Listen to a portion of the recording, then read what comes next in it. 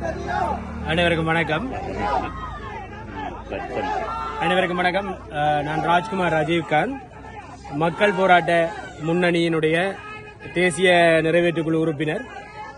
நாங்கள் கடந்த சில நாட்களுக்கு முன்பாக ஒரு ஊடக சந்திப்பை நிகழ்த்தி நமது கட்சியின் சார்பாக தையிட்டியில் கட்டப்பட்டுள்ள சட்டத்துக்கு முரணான இந்த விகாரை அகற்றப்பட்டு தையிட்டியினுடைய இந்த நிலத்திற்கு உரிமையான மக்களிடம் அந்த நிலம் ஒப்படைக்கப்பட வேண்டும். தொடர்ந்து பௌத்த பேரினவாதத்தினால் பல ஆண்டு காலமாக பல மோசமான பாதிப்புகளை சந்தித்துக் கொண்டிருக்கும் வடக்கு கிழக்கு தமிழ் மக்களுக்கு ஒரு விடிவு பெற வேண்டும். எனவே இந்த ஆக்கிரமிப்புகளை நாங்கள் தொடர்ந்து அங்கீகரிக்க முடியாது. இந்த ஆக்கிரமிப்புகளுக்கு நாங்கள் பயப்பட முடியாது. அனுரவின் அரசும் தொடர்ச்சியாக இந்த ஆக்கிரமிப்பிற்கு தனது ஆதரவு போக்கை வழங்கிக் கொண்டிருப்பதை நாங்கள் பார்த்துக் கொண்டிருக்கின்றோம். எனவே இவற்றுக்கு எதிராக இங்கு ஒரு போராட்டம் இடம்பெற்றுக் கொண்டிருக்கின்றது. நீண்ட காலமாக மக்கள் போராடி கொண்டிருக்கிறார்கள். அதற்கு நாங்கள் பூரணமான எங்களுடைய ஆதரவை வழங்குகின்றோம். அது மட்டுமல்ல, இன்று இந்த விகாரையினுடைய அகற்றம் தொடர்பாக பலரும் பல்வேறு கருத்துக்களை கூறி வருகின்றார்கள். ஒரு விடயத்தை நான் தெளிவுபடுத்த விரும்புகின்றேன். ஒரு விகாரையை அகற்ற முடியாது, விகாரை கட்டுப்பட்டு விட்டது என்றெல்லாம் பலர் கூறுகின்றார்கள். ஆனால் தென்னிலங்கையில் பல நூற்றுக்கணக்கான விகாரைகள் நீர்ப்பாசன விடயங்களுக்காகவும் பெருந்தெருக்கள் அபிவிருத்திகளுக்காகவும் இடித்து அளிக்கப்பட்டிருக்கின்றது. அதனுடைய ஆதாரத்தை நாங்கள் வைத்திருக்கின்றோம். பல நூற்றுக்கணக்கான விகாரைகள் உட்பட தொல்பொருள் சின்னங்களாக இருந்த 49 சின்னங்களும் அபிவிருத்தி நடவடிக்கைகளுக்காக அளிக்கப்பட்டுள்ளது. ஒரு கொடுவத்த என்ற இடத்திலே நிர்மாணிக்கப்பட்ட சட்டத்துக்கு விரோதமான விகாரை வீதி அதிகார சபையினுடைய வழக்கினால் சட்டவிரோதமான விகாரை என்று நிறுவப்பட்டிருக்கின்றது. எனவே சட்டவிரோதமான விகாரைகள் அல்லது அபிவிருத்திக்கென விகாரைகள் இலங்கையில் உடைக்கப்பட்டிருக்கின்றது, அகற்றப்பட்டிருக்கின்றது. எனவே அவர்களுக்கு ஒரு நீதி, இங்கிருக்கின்ற மக்களுக்கு ஒரு நீதி என்றால் இதனுடைய வெளிப்பாடு என்னவென்றால் சிங்கள பேரினவாதத்தினுடைய ஆக்கிரமிப்பு போக்கும், தமிழருக்கு எந்த ஒரு இடத்தையும் விட்டுக் கொடுக்க கூடாது என்ற நிலைமையும், தமிழ் மக்கள் எந்த ஒரு இடத்திலுமே தங்களுடைய இடங்களில் பூரண இன சுதந்திரத்துடன் வாழ முடியாத ஒரு சூழ்நிலையை ஏற்படுத்துகின்ற ஒரே சிந்தனையில் தான் இதனை செய்து கொண்டிருக்கின்றார்கள். நான் திருவண்ணாமலையில் பிறந்து வளர்ந்தவன் என்ற அடிப்படையில் திருவண்ணாமலை மண் உங்களுக்கு சிறந்த உதாரணமாக இருக்கும்.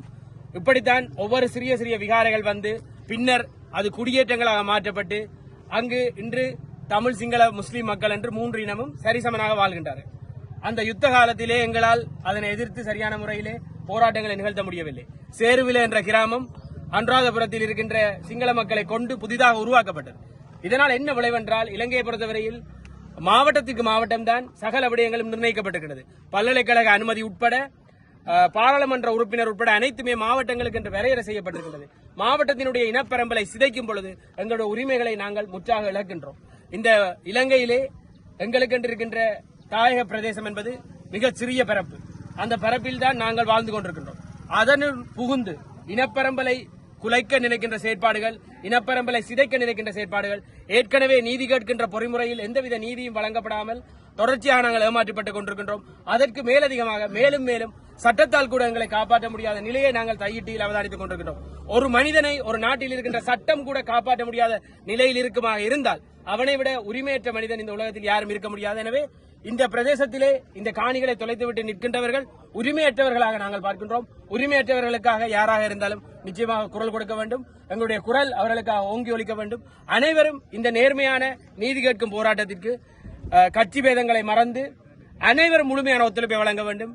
இந்த போராட்டம் ஏதோ ஒரு அடிப்படையில் நிச்சயமாக வெற்றி பெற வேண்டும். இந்த போராட்டத்தின் வெற்றி என்பது வெறுமனே இந்த பிரதேசத்தில் இருக்கின்ற மக்களின் வெற்றி அல்ல, இது அனைத்து தமிழ் மக்களின் வெற்றியாக அமையும். இது வெற்றி பெறும் பட்சத்தில், ஏனென்றால் நாளை யாரினுடைய வீட்டு காணிக்குள்ளும் வந்து யாரும் விகாரையை கட்டிவிட்டு உங்களை வெளியேற்றலாம் என்பதுதான் இந்த தையிட்டியினுடைய ஒரே ஒரு வெளிப்பாடாக இருக்கின்றது.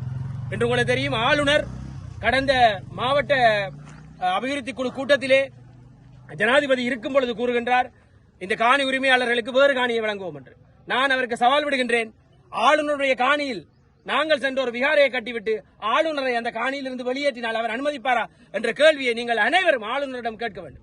எனவே ஆளுநருக்கு ஒரு சட்டமும் பாதிக்கப்பட்ட மக்களுக்கு ஒரு சட்டமும் என்று இந்த நாட்டில் நாங்கள் இருக்க முடியாது. எனவே இதனை பார்த்து நாங்கள் தொடர்ச்சியாக மௌனித்துக் கொண்டு இருப்போம் என்று மட்டும் யாரும் நினைக்க வேண்டாம். இந்த போராட்டத்தின் வெற்றி என்பது தமிழ் மக்களின் இருப்பை உறுதிப்படுத்துகின்ற ஒரு வெற்றியாக அமையும். எனவே இந்த போராட்டத்திற்கு எங்களுடைய பூரணமான ஆதரவு இருக்கும்.